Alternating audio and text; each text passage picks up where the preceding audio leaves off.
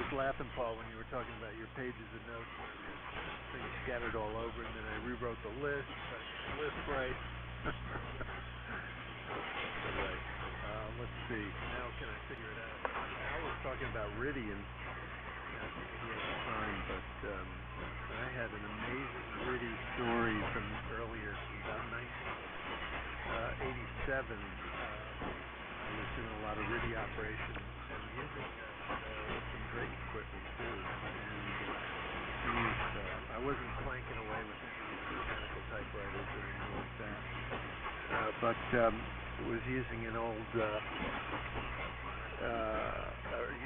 Venus monochrome monitor. Anyway, I ran into a guy. My wife and I were in the process of adopting a little girl from South America, Chile.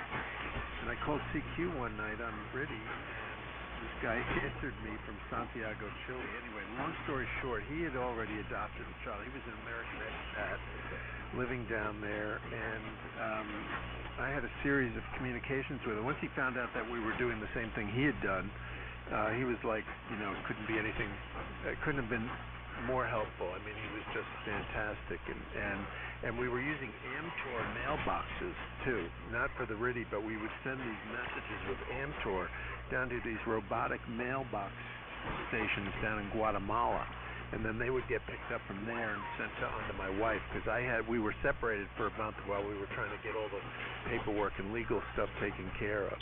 And I was teaching at the university, so I had to be back here, and she was down there. And calling back in those days was like $30 for 3 minutes, so it wasn't cheap.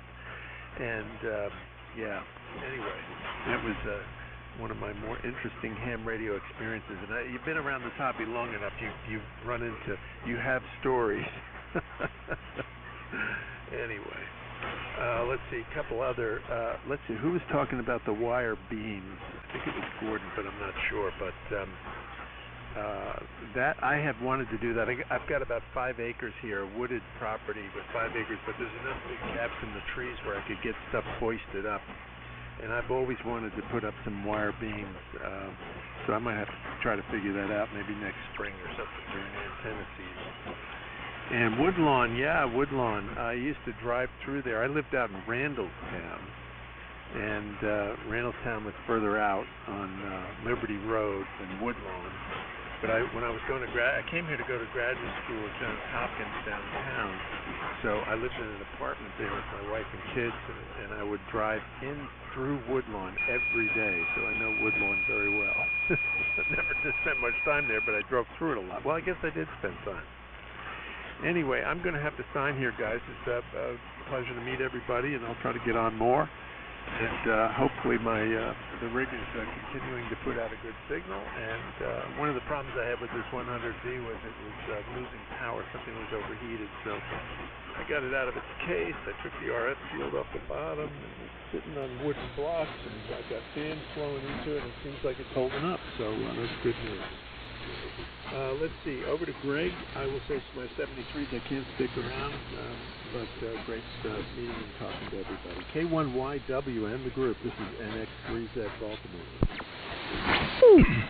Okay, Jim, yeah, a little bit tough to copy with the splatter from the broadcast station coming in, but your signal came up towards the end, and I got most of that, so... And I think you were talking about Riddy, and I've never run Riddy, but I know like the ICOM 7300, the really popular Ricebox rig, can do Riddy decode